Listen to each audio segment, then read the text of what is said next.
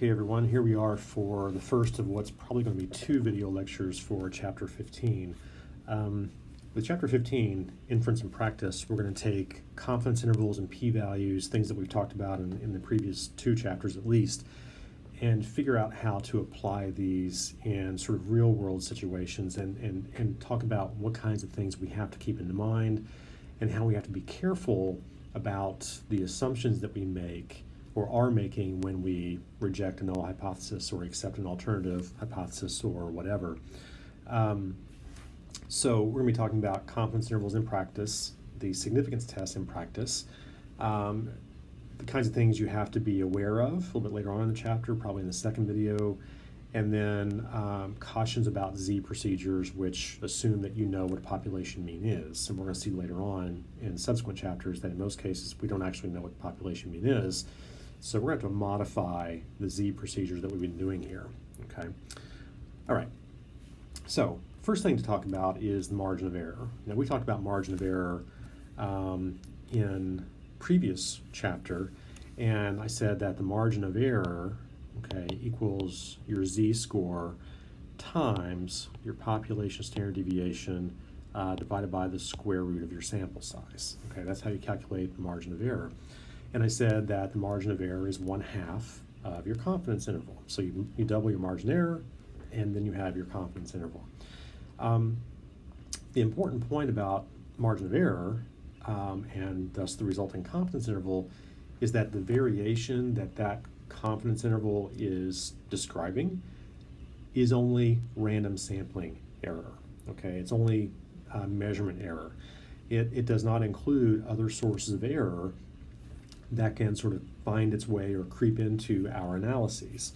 For example, undercoverage or non-response are problems that can introduce bias. So undercoverage, for example, talk about election polling, right?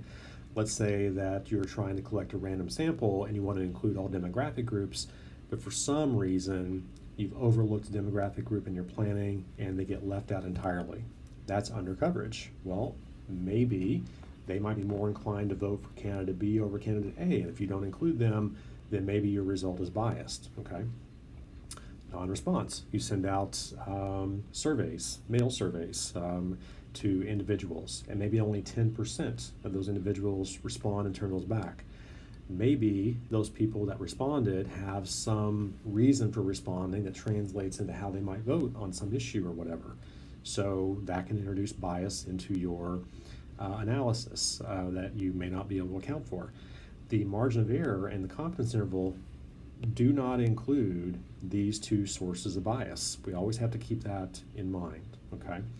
All right, so as an example here of something that's really important to keep in mind, we have these screenshots from this, that applet that I showed you last week with regard to confidence interval.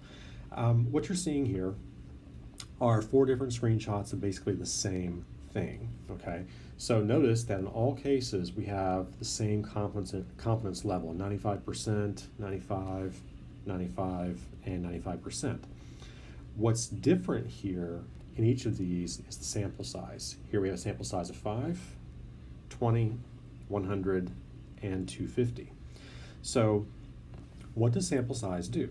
Well, because of the central limit theorem, we know that the larger the sample, the more narrow the sampling distribution, right?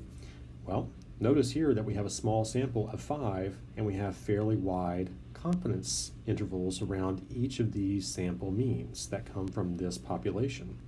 Here we have a larger sample of 20, and notice that our confidence intervals are smaller. Smaller still here in a sample of 100, and even smaller still here with a sample of 250. This is an important point, okay? The larger your sample, the smaller your confidence interval, and the greater your confidence in your sample mean, as in terms of it being representative of the true population mean, all right? So by collecting more data, we're minimizing sampling variation. But again, that doesn't include bias from non-response or other sources like we talked about, but the larger the sample, the smaller your sampling variation will be, and therefore the smaller your confidence interval will be. Smaller confidence interval means you have more confidence in your estimate of the sample mean, or of the population mean based on your sample mean, okay? All right, so if sample mean is so important, is there maybe some way that we can estimate how large of a sample we need to achieve certain results when we're planning our experiments or our data collection? Yes, all right. So I gotta fill these in again. So you guys remember again that I just wrote out this formula for calculating margin of error, right? So margin of error equals your z-score, and by the way, that z-score is determined by whatever confidence level you set. 95%, you look on table C, that corresponds to a z-score of 1.96. Multiply that z-score by your population standard deviation divided by the square of the sample size, and that will give you the margin of error. But what if you want to calculate sample size? Well, sample size is a variable in your formula here. We can solve for n, right? Just rearrange our formula. Okay, let me fix this. All right. So this is our formula then if we want to calculate for sample size. Take our z-score, multiply it by our population standard deviation, divide that by our margin of error that we're hoping to achieve. We set this at the outset as well. Take the square of of all that, and we get an estimate of sample size. So let's look at an example of how we can use this. All right, so we looked at this example before with density of bacteria in a solution, if you recall, okay? Sorry, I gotta fill this in. Not sure why this doesn't translate on the iPad, but it certainly doesn't. All right, okay. So measuring equipment gives results that vary normally with standard deviation of 1 million bacteria per mil of fluid. How many measurements should we take to obtain a margin of error of at most 0.5 million bacteria per mil with a confidence level of 90%? All right, so we've got our margin of error that we want to achieve right there, and we set our confidence level at 90%, which should lead us to a z-score of 1.645 on our table. Let's take a look. So down here at the bottom, we have a confidence level of 90%, z-score of 1.645, all right? Okay, if we were using 95% confidence, we would then use a z-score of 1.96. Okay, so we've rearranged our formula. Now we're solving for n. So our z-score is 1.645. Our standard deviation is 1 million bacteria per mil of fluid, and our margin of error is 0.5 million bacteria per mil of fluid. Okay, so, whoops, parentheses. Work out all the math, and we get 10.82. That's our estimate of sample size. Well, you can't take 10.8 samples, so we round up, go up to 11. If you went down to 10, that would not give you 90% confidence. You'd be something less than 90%, maybe 85% or something like that. So whenever you get a fractional value like this, or decimal value, always go up to the next highest number for sample size. So if you collect a sample of 10.82, that would give you precisely 90% confidence. We can't do that, so we collect 11, a sample size of 11, and that gives us maybe 91% confidence, whatever, something like that, all right? Okay, so we would know then that we need to collect at least 11 measurements, a sample size of at least 11 to be 90% confidence and to achieve that margin of error, 0.5 million per mil. All right, so why do we do this? Well, let's imagine that collecting samples or processing those samples is really expensive, depending on what study you're doing. If you only need 25 samples, you wouldn't want to collect 30 or 35 because that's going to cost you more money you wouldn't need to spend to achieve that level of significance. So the question is, if we need to know what our population standard deviation is to plug into this, and maybe you're doing a study where no one knows what this is, how do you do this? This is what pilot studies are for. So a pilot study is a small initial study meant to collect data to give us estimates of what, for example, the population standard deviation is, so that we can then, during our planning, figure out what sample size we need. We figure out the sample size we need for our big experiment or our big observational study or whatever, and based on the pilot study, and then we design our big study and go forward. All right, that's what pilot studies are very often for. They're meant to sort of quantify the variation that we're going to be dealing with so we can plan it or include it in our planning for how to design our experiment or our field study or whatever. All right, so let's talk about significance tests in practice here. Statistical significance, right? Having a p-value less than our alpha value, so we reject our null hypothesis. That kind of significance only says whether the effect that we see is likely to be due to chance variation alone because of random sampling error. All right? That's all that p-value tells us. Statistical significance may not actually be all that important from a practical standpoint, and I'll give you an example of this in a minute. And even with a large sample size, even a small biological effect could be significant. But that small effect might not be practically important. So a good example, let's say we have a drug to lower temperature. So a fever-reducing drug is found to consistently lower a patient's temperature by 0.4 degrees Celsius. So we've collected a large enough sample that gives us maybe 95% confidence that the drug actually does lower temperature by 0.4 degrees Celsius. Well, that's great, right? We got a p-value less than 0.01, so that's highly significant. That's a good result. But is it practically important? From a clinical standpoint, clinical benefits of temperature reduction require at least a 1 degree C decrease or greater. So yeah, I mean, the drug does, lower temperature by 0.4 degrees Celsius, and we've got enough data to say that with pretty good certainty, maybe 99% or better confidence. But does it matter when we need to at least have 1 degree Celsius decrease? No, it doesn't. That's what we mean by, the statistical significance not being practically important, okay? And having a large enough sample size can even show you a significant result that's very, very small, okay, and doesn't really have practical importance. So we have to think about these things when we get our p-values and they tell us to reject our null hypothesis, okay? All right, so we've said that sample size is correlated with the size of our confidence interval and our estimate of sampling error. We've talked about that. In this way, sample size affects statistical significance, all right? So a large random sample will have small chance variation. The larger your sample, the smaller your confidence interval. You can have a sample size of, say, 20, and maybe that gives you a confidence interval that looks like this. You increase your sample size to 40, and now maybe you have a confidence interval like this. Remember, we have our sample mean in the middle of that confidence interval, okay?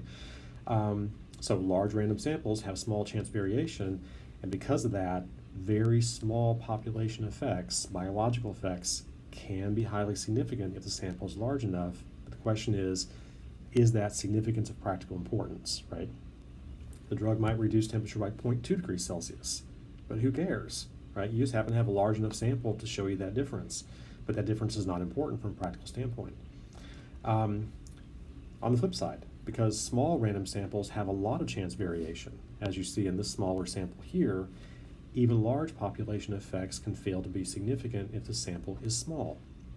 So even if you have a large difference, say you had a drug that reduced temperature by 1.5 degrees Celsius, if you only collect a sample of size 5, you may not be able to see that because there's too much variation that's sort of swamping that signal, and you can't see it. Larger sample size would allow you to see that. So keep these things in mind. Okay, this brings us to a concept or a series of topics which often gives students a little bit of trouble. That is what we call type 1 and type 2 errors, okay? So these have to do with the question of whether or not we are correctly rejecting or accepting hypotheses. Okay, so type 1 error first. This happens when we reject the null hypothesis, but the null hypothesis is actually true. So what you're doing here is rejecting a true null hypothesis. That's called a type 1 error, right?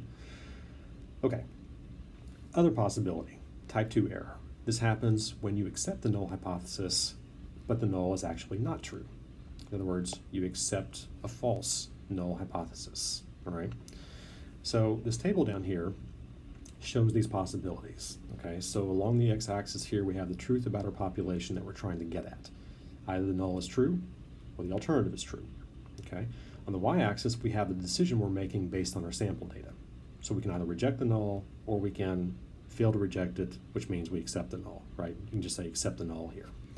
Okay, so let's say that our null hypothesis is true and we reject the null hypothesis. That's a type 1 error. We have made a type 1 error, right? We have rejected a true null hypothesis. That is called alpha. In other words, the probability of making a type 1 error is our significance level alpha. If you set your alpha to 0.05, that means you're looking for a p-value of 0.05 or less in terms of rejecting your null hypothesis, right? Okay, well, when you set your alpha at that level represents the probability that you'll accept for making a type 1 error. So our alpha, our significance level, is the probability of making a type 1 error. You set it at 5%, you are accepting a 5% chance that if you reject the null, you're doing so incorrectly. You're making a type 1 error. All right, and because we always sort of see 0.05 or 5% as acceptable, that means that we always accept sort of inherently some chance that we are making a type 1 error. But we want that to be a very, very small chance, okay? All right, let's say our null is true and we accept it. Well, that's the correct decision, isn't it? That's what we want, right? It's not true, or I mean, it is true and we're accepting it. So that's the correct decision. That's not an error at all. What if the alternative hypothesis is true? If we look at our sample data and based on that sample data, we reject the null, which means we accept the alternative, that's a correct decision if it's true, right? Yes, that's the other desirable outcome here. What if the alternative is true and based on our sample data, we accept the null, which means we reject the alternative? It's true and we reject it. That's called a type 2 error, right? Accepting a false null. Accepting a false null. If you reject the alternative, you're accepting the null. In that case, if you're doing so incorrectly, that's a type 2 error. The probability of doing that is called beta, which is not so easy to calculate, so we're not going to calculate it, but we will use it to discuss something called statistical power a little bit later on, all right? So what I often do is give an analogy of this for how to understand this and how to keep it straight. If you think about the criminal justice system that we have in the United States, right? It's based on the premise that anyone who's brought into the criminal justice system and accused of anything is innocent until proven guilty. So innocent until proven guilty is our null hypothesis for the U.S. criminal justice system. It's a null hypothesis. You are innocent until proven guilty, okay? All right, so let's say that for some reason you're accused of committing a murder, right? Of killing someone. You're arrested, you're brought into the criminal justice system. The null hypothesis is that you are innocent until proven guilty, until proven otherwise, all right? Okay, so you go on trial. It's a months-long trial. The jurors finally are given the case and they make a decision, right, which determines your fate. All right, so let's say that you are innocent, which is that the null hypothesis is true, right? The null hypothesis is that you are innocent, but you're found guilty anyway. The jury has rejected the null hypothesis. If you are actually innocent, then that is a type 1 error. That's a really bad outcome, right? You have gone to prison or will go to prison for a murder you did not commit. You're innocent. I can't think of anything worse than that, hardly. Okay, so that's a type 1 error, right? Innocent, but you go to jail. Type 1 error. Okay, let's say you're innocent and you're acquitted. Well, that's the correct decision, isn't it? That's the outcome that you want, all right? Okay, in that case, the jury did not reject the null hypothesis, and so you were acquitted, and it turns out because you are actually innocent, they did not make a mistake in doing so. So no error there. Let's say, however, that you're a cold-blooded killer and you did commit the murder. In other words, the alternative is true, and they find you guilty. Well, that would be the correct decision, wouldn't it? The jury did not make a mistake. You did commit the murder, and they found you guilty, so you go to prison. All right. But however, let's say you're guilty, you're guilty, but they acquitted you. That's a type 2 error, right? So now you're stone cold killer, but you go free, okay? All right. Hopefully you can use this analogy then to help you keep this idea of type 1 and type 2 errors straight, all right? So an important point here is that type 1 and type 2 errors are not seen as sort of equivalent, right? A type 1 error is viewed as a worse outcome than a type 2 error. If you got to make an error, hopefully it's a type 2, all right? Why is that? Well, think about this analogy with the criminal justice system. So I said before, I can't think of a worse outcome than being wrongly convicted and sent to prison for 30 years, and 30 years of your life is gone for something you didn't do. Okay, so think about it this way. The null hypothesis in the U.S. criminal justice system is that you were innocent until proven guilty, right? Okay, there are two possible outcomes here with regard to errors. On the one hand, you got somebody who is innocent and they were put in jail. That's a bad outcome. On the other hand, the other error, you got somebody who's guilty, but they're let free. They're set free. That's a bad outcome. But from a societal standpoint, and personal freedoms and civil liberties and all that sort of thing, which of those two outcomes is worse? The first one, type 1 error. Innocent person going to prison. That is viewed as a worse outcome than having a guilty person go free. All right? Would you rather have a guilty person go free, or have yourself be thrown in jail even though you're innocent? Think about it that way, okay? So type 1 errors in science in particular are viewed as worse than type 2 because the consequences of a type 1 error can be far worse than that of a type 2 error, right? Let's say there's some sort of cancer drug that you're working on and you are testing whether it is actually effective, or a pharmaceutical company is, and the company basically does a significance test which shows that the drug is effective when it's really not. Again, that is a type 1 error, okay? So, in this case, the null hypothesis is true that the drug is not effective. Your test tells you it is effective when it's actually not. Type 1 error. The drug goes out on the market as a result. Billions of dollars are spent on it. People, bank their lives on this, and it doesn't actually work as an ineffective treatment. That's a really bad outcome. You can see what I mean by type 1 errors having really bad outcomes. The other outcome, if the drug is effective, the other error outcome is the drug is effective, but it's not actually seen as effective in error. That's a type 2, right? And in that case, the drug just doesn't go out on the market. Sure, people might not survive as long or whatever as a result of that, but it wasn't due to the drug itself. It's due to the people not seeing the drug as actually being effective, okay? So type 1 and type 2 errors are not equivalent, okay? All right, so we've said before that the probability of making a type 1 error is your significance level, alpha, right? And you set that beforehand. So a type 1 error, again, is incorrectly rejecting the null hypothesis, a true null. The probability of making a type 2 error, incorrectly accepting a false null, is called beta. Now, that's a value that we can compute. Software will compute that for you. And we're not going to worry too much about beta, but we are going to worry about what you can derive from beta. What you can understand from beta is something called the power of the test. This is 1 minus beta. So power is a really important statistical concept that very often gets sort of ignored, or at least not given the attention it deserves in a lot of cases. But it's an important consideration, okay?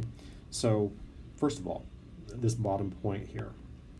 A type 2 error is not definitive because accepting the null hypothesis does not imply that the null is true. I said before that if we accept a null, all we're really saying is that we don't have enough information to show that that null is not true, right? If we accept the null, we're not saying it's true. We're saying we don't have enough information to really show that it's not true. So that's what we mean by this, by a type 2 error not being definitive, right? So again, type 2 error, what are you doing? You are incorrectly accepting a null. So you got a null hypothesis, it's not true, but you accept it anyway, that is a type 2 error. Again, it's not definitive because accepting the null, by accepting the null, we're not saying the null is true, we're just saying we don't have enough information to show that it's not true, okay? By contrast, a type 1 error is much more definitive. It's a much more powerful statement because incorrectly rejecting a true null, in other words, a type 1 error, is equivalent to saying the null is not true. If you reject the null, you are essentially saying the null is not true. If you accept it, you're not saying it's true, you're saying you don't have enough evidence to show that it's not true. So this is another reason why type 1 errors are more, are viewed as worse than type 2 errors, because a type 1 error is you stating that the null is actually not true. Okay, it's a much more definitive statement. All right, let's look at an example here. So a regulatory agency checks air quality for evidence of unsafe levels of nitrogen oxide, or NOx pollutants. Unsafe is anything greater than 5 parts per thousand, okay? The agency gathers NOx concentrations in an urban area on a random sample of 60 different days, so we have a sample size of 60, and calculates a test of significance to assess whether the mean level of NOx is greater than 5 parts per thousand.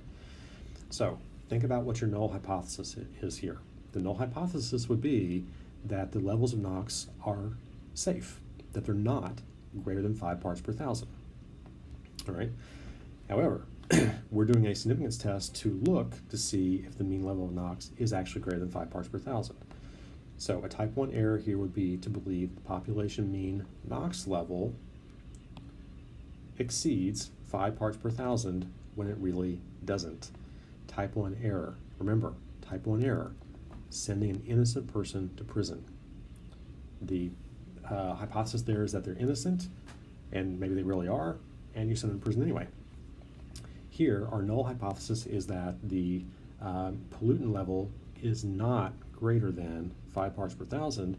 If that's true, we would reject the null. We would make a type 1 error if we rejected the null and said it exceeds 5 parts per thousand when it really doesn't. So B there is an example of a type 1 error, okay? A here is not an error at all. It exceeds 5 parts per thousand when it really does. If our significance test tells us to reject the null and accept the alternative that it exceeds 5 parts per thousand, and it really does, that's not an error at all, is it? Nope. All right. So I think that's a good place to stop. We're, in terms of time, we're probably about halfway through this lecture, even though I'm further along in terms of slide count.